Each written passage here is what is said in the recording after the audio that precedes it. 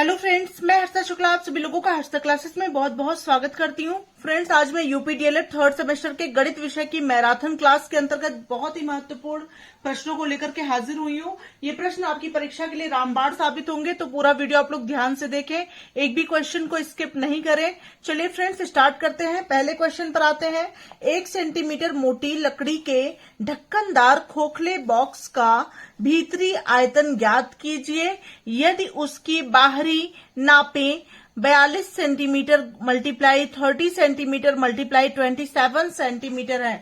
42 centimetre multiply 30 centimetre multiply 27 centimetre है, तो आपको उसकी बाहरी नापें मतलब दी गई है और आपको भीतरी आयतन ज्ञात करना है। और लकड़ी की मोटाई कितनी है? 1 सेंटीमीटर है। ठीक है फ्रेंड्स, सारे क्वेश्चंस का आप लोग को पूरा क्वेश्चन क्लियर हो गया होगा। यहां पर सबसे पहले आप लिखेंगे कि ढक्कनदार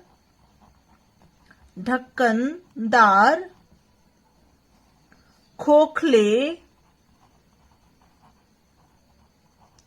बॉक्स की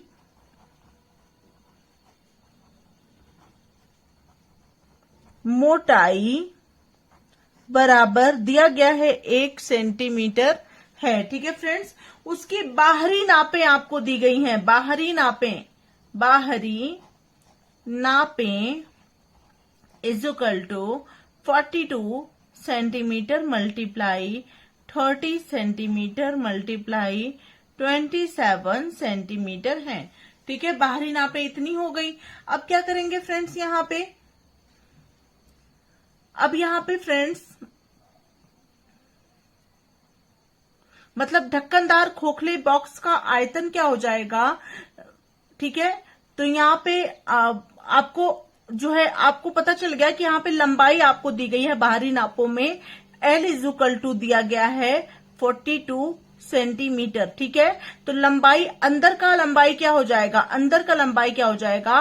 42 माइनस 1 प्लस 1। ठीक है, तो यहाँ पे हो जाएगा 42 minus 2 is equal to 40 centimetre लंबाई हो गई। B यानी चौड़ाई बराबर 30 सेंटीमीटर है, तो 30 में से क्या करेंगे? 1 प्लस 1 को माइनस कर देंगे, तो इज इक्वल टू हो जाएगा आपका 30 minus 2 is equal to 28 centimetre. और H इज इक्वल टू दिया गया है आपको, H is equal to 27 centimetre, तो 27 minus 1 plus 1 is equal to 27 minus 2 is equal to 25 centimetre. तो ये क्या हो गया? ये तीनों क्या निकल के आए? L into B into H. ये आपका अंदर के बॉक्स की लंबाई और चौड़ाई निकल के आई, ऊंचाई निकल के आई अंदर के बॉक्स की। ठीक है, अंदर के बॉक्स की निकल के आई ये, है ना। अब क्या करेंगे फ्रेंड्स? यहाँ पे अब आपको यही पूछा गया है कि बॉक्स का भीतरी आयतन ज्ञात कीजिए। बॉक्स का क्या ज्ञात करना है? भीतरी आयतन ज्ञात करना है, मतलब अंदर के बॉक्स का आयतन या बॉक्स का भीतरी आयतन आपको ज्ञात करना है। तो बॉक्स का भीतरी आयतन बराबर हो जाएगा L into B into H is equal to L is equal to 40, B is equal to 28 और H इज इक्वल टू 25 है। सबको मल्टीप्लाई करेंगे तो आ जाएगा आपका 28,000 सेंटीमीटर क्यूब। होप आप लोगों को ये क्वेश्चन समझ में आ गया होगा। सबसे पहले आपको क्या दिया गया है? बॉक्स की बाहरी नापें आपको दी गई हैं। बाहरी नापों में से आप क्या करेंगे? जो लकड़ी की मोटाई है उसको आप माइनस कर देंगे, तो लंबाई और चौड़ाई में मोटाई होती 1 प्लस 1 हो जाएगा। ठीक है, तो 1 प्लस 1 हो गया, ये आपका मतलब 2 माइनस कर दिया आपने 40 सेंटीमीटर, ये आपका अंदर का लंबाई आ गया। अंदर की चौड़ाई आपकी 30 minus 2 is equal to 28 centimetre आ गई।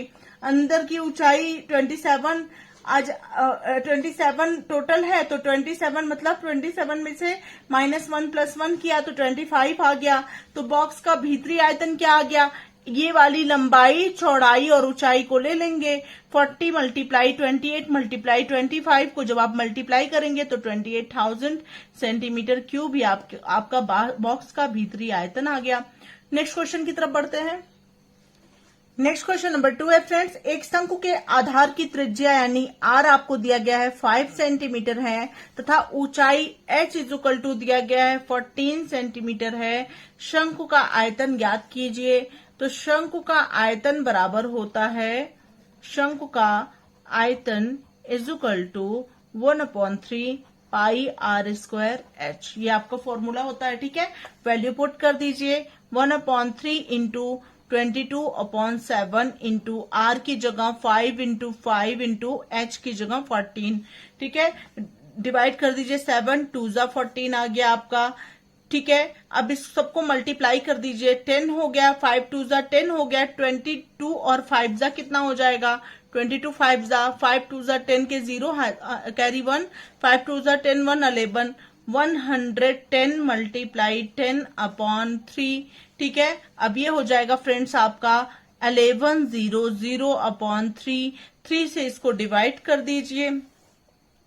3 से 1100 को जब आप डिवाइड करेंगे तो ये आपका आ जाएगा 3 3 जा 9, 2 11 0 3 6 जा 18, 2 20 0 3 6 जा 18, ठीक है। 220 366.67, तो ये आ जाएगा आपका 366.67 सेंटीमीटर क्यूब और यही हो गया आपका शंकु का आयतन। होप आप लोगों को ये क्वेश्चन भी समझ में आ गया होगा। बढ़ते हैं अगले महत्वपूर्ण प्रश्न की तरफ। नेक्स्ट क्वेश्चन नंबर 3 है फ्रेंड्स, एक ठोस घनाकार धात्विक टुकड़े का संपूर्ण पृष्ठीय क्षेत्रफल 294 सेंटीमीटर स्क्वायर है। इस टुकड़े का आयतन ज्ञात कीजिए। तो घनाकार टुकड़े का संपूर्ण पृष्ठ बराबर होता है 6a स्क्वायर और 6a स्क्वायर का मान है आपका 294, ठीक है। अब a square is equal to आ गया 294/6। 6 से इसको डिवाइड कर दीजिए। 6 4 जा 24, 6 9 जा 54। a square is equal to हो गया 49, a इज इक्वल टू हो गया 7, ठीक है फ्रेंड्स। अब आपको ये a की वैल्यू यानी एक भुजा की वैल्यू 7 सेंटीमीटर आ गया। तो फ्रेंड्स आपको क्या निकालना है? आपको टुकड़े का आयतन यानी घन का आयतन आपको ज्ञात करना है।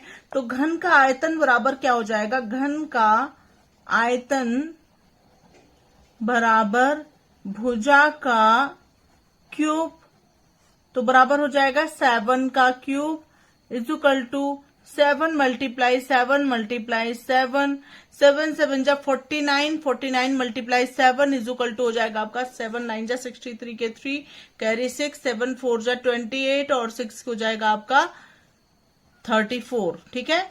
343 सेंटीमीटर क्यूब यही आ गया आपका घन का आयतन। होप आप लोगों को ये प्रश्न भी समझ में आ गया होगा। बढ़ते हैं अगले महत्वपूर्ण प्रश्न की तरफ। नेक्स्ट क्वेश्चन नंबर 4 है 14, 16, 8, 12, 15, 13, 9, 4 की माध्यिका ज्ञात कीजिए। तो फ्रेंड सबसे पहले क्या करेंगे? इन आंकड़ों को आरोही क्रम में लिखेंगे। आरोही क्रम में रखने पर, आरोही क्रम में लिखने पर, आरोही क्रम में लिखने पर क्या हो जाएगा? सबसे पहले सबसे छोटी संख्या, सबसे छोटी संख्या इसमें क्या है? 4 है। सबसे पहले 4 लिख देंगे। 4 के बाद इससे बड़ी संख्या क्या है? 9 है, 9 लिख देंगे। सॉरी 4 के बाद 8 है आपका, 8 लिख देंगे। 8 के बाद आपका 9 है, 9 लिख देंगे। 9 के बाद क्या आती है?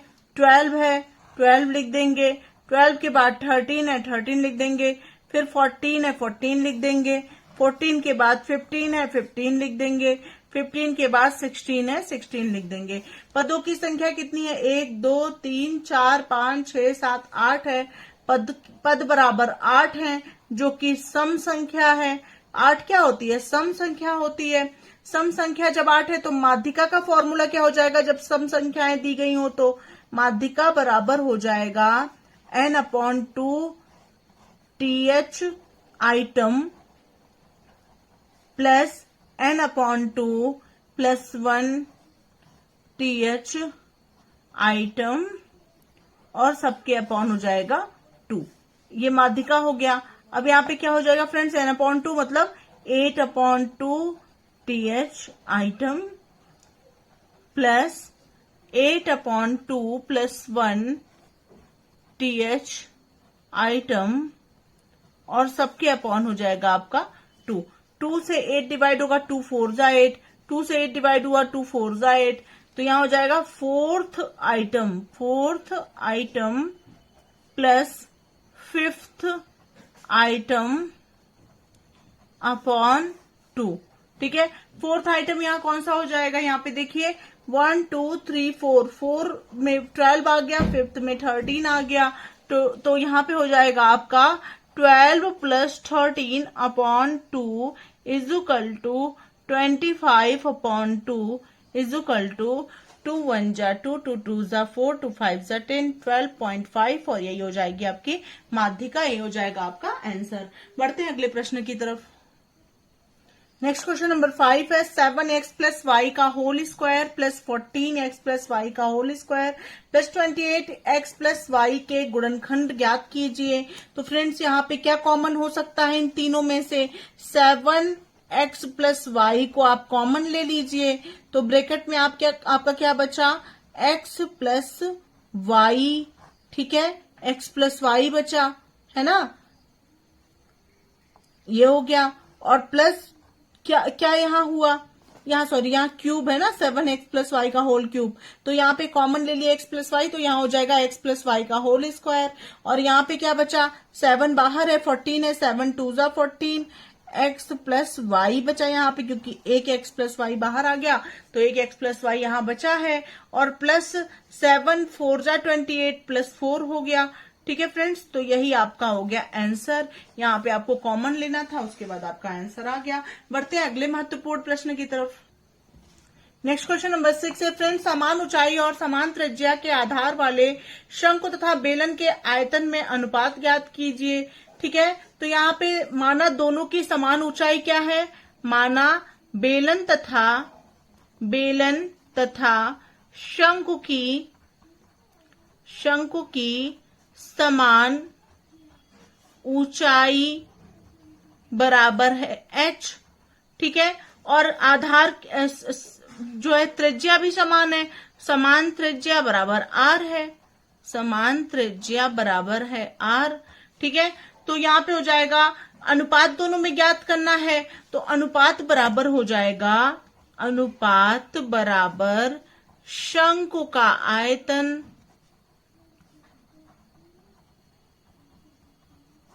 अपॉन बेलन का आयतन। ठीक है, शंकु का आयतन कितना हो गया, 1/3 पाई r स्क्वायर h, बेलन का आयतन कितना हो गया, upon pi r square h। ठीक है, यही हो गया।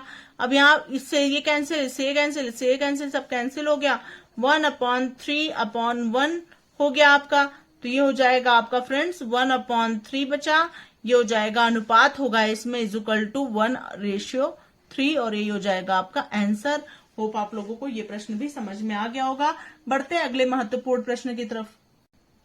नेक्स्ट क्वेश्चन नंबर 7 है, यदि समुच्चय a इज इक्वल टू आपको दिया गया है 4, 3, 7, 8, 9, 5, 10 आपको दिया गया है, b इज इक्वल टू दिया गया है 1, 9, 5, 7, 6, 3 आपको दिया गया है, तो आपको A union B is equal to हो जाएगा आपका, सबको एक साथ संगठित रूप में लिखेंगे। सबसे पहले सबसे छोटी संख्या दोनों में 1 है, 1 को लिख लिए, 1 के बाद आपका क्या है 3 है, 3 को लिख लिए, 3 के बाद आपका क्या है, 3 के बाद आपका है यहाँ पे 4 को लिख लिए, 4 के बाद है आपका 5 को लिख लिए, 5 के बाद आपका है यहाँ पे 6 को लिख लिए, 6 के बाद 7 है, 7 को लिख लिए, 7 के बाद 8 है, 8 के बाद 9 है। ठीक है फ्रेंड्स, तो इस तरह से आपका ए यूनियन बी हो गया ये। ठीक है, उसके बाद ए इंटरसेक्शन बी भी आपको निकालना है। ए इंटरसेक्शन बी वो संख्या होती है जो दोनों में कॉमन हो। अब देखेंगे दोनों में क्या चीजें हैं। तो फ्रेंड्स यहाँ पे भी 3 है, यहाँ पे भी 3 है, तो एक आपका 3 हो गया। ठीक है, यहाँ पे भी 5 है, यहाँ पे भी 5 है, तो दूसरी संख्या 5 हो गई। यहाँ पे भी 7 है, यहाँ पे भी 7 है, तो तीसरी संख्या आपकी 7 हो गई। यहाँ पे भी 9 है, यहाँ पे भी 9 है, तो चौथी संख्या आपकी 9 हो गई। तो ये आपका आ गया ए इंटरसेक्शन बी और ये हो गया आपका आंसर। होप आप लोगों को ये प्रश्न भी समझ में आ गया होगा। बढ़ते हैं अगले महत्वपूर्ण प्रश्न की तरफ। नेक्स्ट क्वेश्चन नंबर 8 है friends, 34x minus 22x cube minus 12x to the power 4 minus 10x square minus 75 में 3x प्लस 7 से भाग दीजिए। देखिए इसको कैसे सॉल्व करेंगे।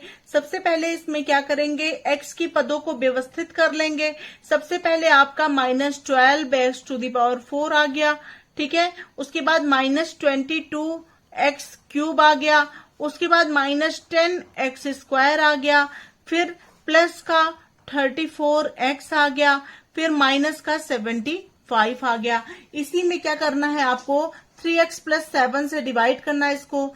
3x प्लस 7, उसके बाद minus 12x to the power 4 minus 22x cube minus 10x square plus 34x minus 75। ठीक है, अब इसको डिवाइड कर देंगे। कितनी बार जाएगा ये, 4 बार जाएगा, माइनस 4x स्क्वायर। ठीक है, तो माइनस 4x स्क्वायर से जब आप गुणा करेंगे, 4x क्यूब से करना पड़ेगा ना क्योंकि x ही है यहाँ पे, तो यहाँ पे कितनी बार चला जाएगा ये माइनस हो जाएगा आपका 12x टू द पावर 4। ठीक है, उसके बाद यहाँ पे क्या हो जाएगा, यहाँ पे माइनस प्लस माइनस 7 4 जा 28x क्यूब। ठीक है, अब कर लीजिए इसको माइनस माइनस, यहाँ पे क्या हो गया, ये प्लस हो गया, ये भी प्लस हो गया, ये कैंसिल हो गया। यहाँ पे प्लस का 28 में से माइनस का 22 जाएगा, तो यहाँ पे प्लस का 6x क्यूब बचेगा माइनस का 10x स्क्वायर। ठीक है, और ठीक है इस तरह से हो गया, 10x स्क्वायर नीचे उतर गया। अब कितनी बार जाएगा फ्रेंड्स, अब ये जाएगा आपका 2 बार, प्लस का 2 और कितनी बार जाएगा, x स्क्वायर बार। तो 2x स्क्वायर से जब गुणा करेंगे तो ये हो जाएगा 6x क्यूब और यहाँ पे हो जाएगा प्लस 7 2 जा 14x स्क्वायर। ठीक है, यहाँ माइनस हो गया, ये भी माइनस हो गया, ये कैंसिल हो गया, ये माइनस माइनस आपस में क्या हो जाएगा, जुड़ जाएगा। 14 और 10 क्या हो जाएगा, माइनस का 24x स्क्वायर और यहाँ पे हो गया प्लस का 34x। ठीक है, अब ये कितनी बार जाएगा फ्रेंड्स, अब ये जाएगा माइनस का 8x बार, माइनस का 8x बार जाएगा, तो ये 8x माइनस का 8x और 3x क्या हो जाएगा, 8 3 जा 24 माइनस का 24x स्क्वायर। ठीक है, और यहाँ पे हो जाएगा प्लस माइनस माइनस का 8 7 जा 56x। ठीक है, 56x हो गया। अब इसको यहाँ पे माइनस माइनस प्लस हो जाएगा और यहाँ पे माइनस माइनस प्लस हो जाएगा। ठीक है, अब यहाँ पे इसको कैंसिल कर देंगे, यहाँ पे आ जाएगा 6 4 10 5 3 8 1 9 90x और यहाँ पे क्या हो जाएगा फ्रेंड्स, यहाँ पे माइनस का 75 हो गया। अब कितनी बार करेंगे कि 90 आ जाए, तो यहाँ पे x है ही तो यहाँ पे हो जाएगा फ्रेंड्स, यहाँ पे जाएगा आपका प्लस 30 बार। तो 30 से 3 में जब गुणा करेंगे, इस वाले 30 से 3 में गुणा करेंगे तो ये हो जाएगा 90x और यहाँ पे हो जाएगा प्लस यहाँ पे हो जाएगा आपका 37 जा हो जाएगा आपका 210।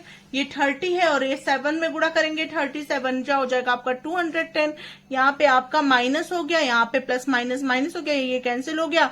अब यहाँ पे माइनस का 210 और माइनस का 75, तो ये माइनस माइनस आपस में जुड़ जाएगा, माइनस का 285 आ गया। ठीक है, और यही हो गया आपका आंसर। ठीक है, ये आपका ये शेषफल हो गया। शेषफल कितना हो गया, शेषफल बराबर हो गया माइनस का 285 और ये आपका क्या है फ्रेंड्स, ये जो निकल के आया है ये आपका है भागफल।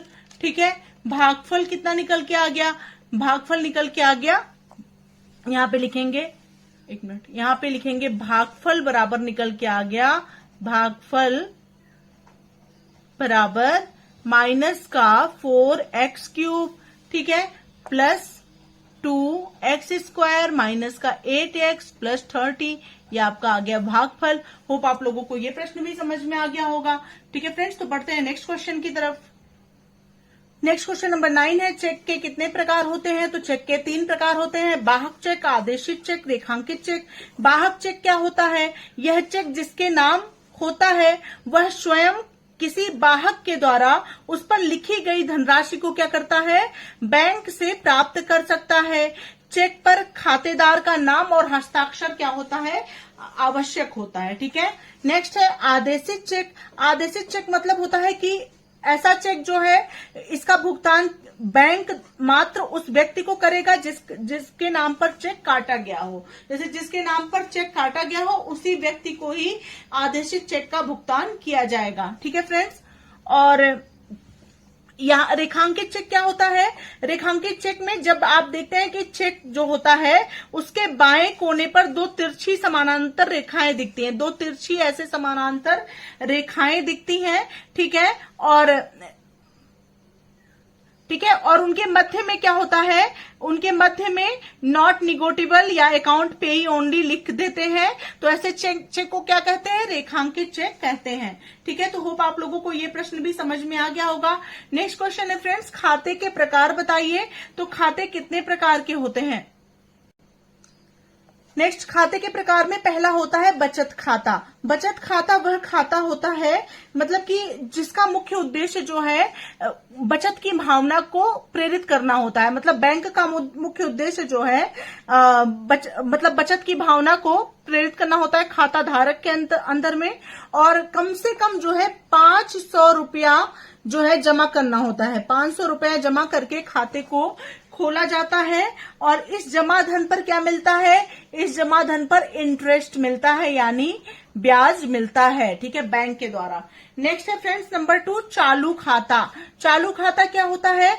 चालू खाता बड़े व्यापारी, कंपनियां, निगम एवं संस्थाएं नगद लेन देन नहीं करते हैं। ठीक है, वे चेक द्वारा ही लेन देन करते हैं। मतलब कि बड़े व्यापारी जो होते हैं, निगम होती हैं, संस्थाएं होती हैं, वो नगद लेन देन नहीं करती हैं, वो क्या करती हैं? चेक के द्वारा ही लेन देन करती हैं। ठीक है, तो इसी उद्देश्य से क्या करते हैं वो लोग? बैंक में अपना चालू खाता खुलवाते हैं, और इसमें जमा धन पर उन्हें कोई इंटरेस्ट नहीं मिलता है, नो इंटरेस्ट। ठीक है, नेक्स्ट है सावधि जमा खाता। सावधि जमा खाता किसे कहते हैं? कि इसमें धन जो है निश्चित समय हेतु जमा किया जाता है। मतलब निश्चित समय हेतु धन जमा होता है, बैंक खाताधारी को प्रमाण पत्र प्रदान करता है, इसका ब्याज प्रत्येक वार्षिक, छमाही, तिमाही, परिकलित मतलब दिया जाता है। इस पर जो है ब्याज जो है प्रत्येक वार्षिक, छमाही और तिमाही दिया जाता है। नेक्स्ट है फ्रेंड्स आवर्ती जमा खाता। तो आवर्ती जमा खाता क्या होता है? कि इसमें जो है निश्चित धन जो है प्रतिमाह निश्चित अवधि हेतु जमा किया जाता है। इसमें निश्चित धन प्रतिमाह निश्चित अवधि हेतु जमा किया जाता है। इसे आरडी भी कहते हैं। क्या कहते हैं? आरडी भी कहते हैं। इस खाते को खोलने की सुविधा डाकघरों में मिल जाती है। ठीक है, नेक्स्ट है फ्रेंड्स अल्पवयस्क खाता। तो अल्पवयस्क खाता आप जानते हैं, अल्पवयस्क मतलब होता क्या है कि 18 वर्ष से कम आयु का जो व्यक्ति या बालक जो है खाता खोलता है वो अल्पवयस्क खाता के अंतर्गत आता है। कम से कम आयु 12 वर्ष होनी चाहिए। इस खाते को भी खोलने के लिए कम से कम 12 वर्ष की आयु होनी चाहिए। ठीक है, और इसलिए अल्पवयस्क खाता होता है क्योंकि उसे चालू खाता खोलने का अधिकार नहीं होता है, इसलिए अल्पवयस्क खाता खोला जाता है। और कम से कम 12 वर्ष की आयु होनी चाहिए। 18 वर्ष से कम का आयु का जो बालक होता है वो अल्पवयस्क खाता खुलवा सकता है। ठीक है फ्रेंड्स, तो इसी के साथ मैं इस वीडियो को यहीं पर एंड करती हूँ। आप लोग बहुत ही बेहतरीन तैयारी करते रहिए, और भी वीडियोस की लिंक मैं इस वीडियो के डिस्क्रिप्शन बॉक्स में दे दूंगी जहां पे आप लोग बेहतरीन तैयारी कर सकते हैं। मिलते हैं नेक्स्ट वीडियो के साथ, तब तक के लिए thank you so much friends, thanks for watching my video.